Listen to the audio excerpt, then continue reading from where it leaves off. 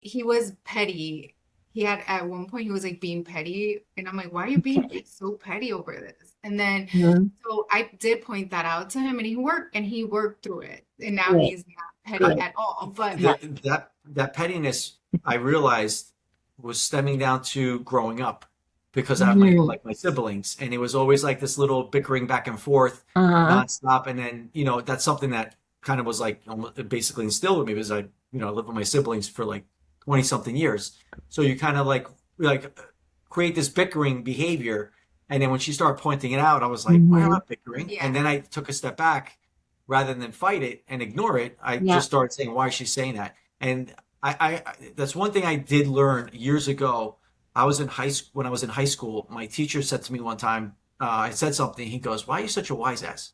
And it didn't bother me. I just laughed it off, right? Uh-huh. And then one Uh-huh. day, one of my cousins said that to me as I got a little bit older. They're like, you're a little wise ass. And then I was just like, it Mhm. kind of bothered me a little bit, but I didn't understand why he was saying it. Then one Mhm. day, I was in the car with my dad, and I remember saying something, and he's like, you turned into a little wise ass, but he said it in Italian.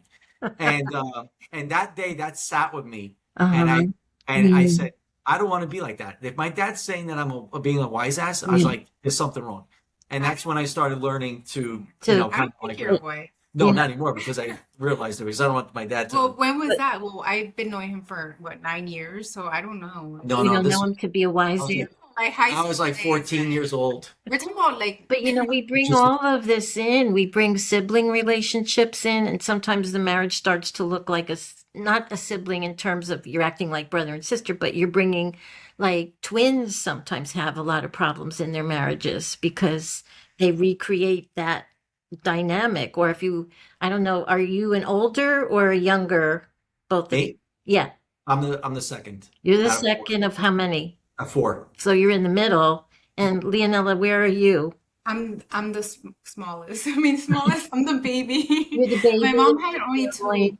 Yeah. Yeah, two So two all boys. of that plays into it, a baby and an older one, or two babies who, these roles have something to do with how we are then in our marriages.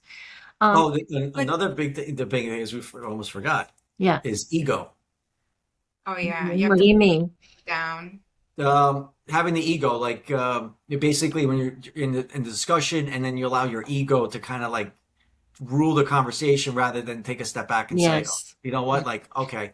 And once the ego comes in, then it just I feel me from what I've been learning, it's just way worse. Yeah. One of the very most common things I see in couples when they come in is they don't know how to open up like this and how to receive feedback from each other. They go immediately to defensiveness, Yes. attacking, Me too. explaining, excusing, but that is the most common. And we don't really learn the skill of like dropping the ego. I tell people you got to drop down, take in, tell your partner, tell me about me. Okay, what do you have to tell me? Let me take it in. Even learning to say, thank you for telling me that. I will think about it, or I will do better, or I'm sorry.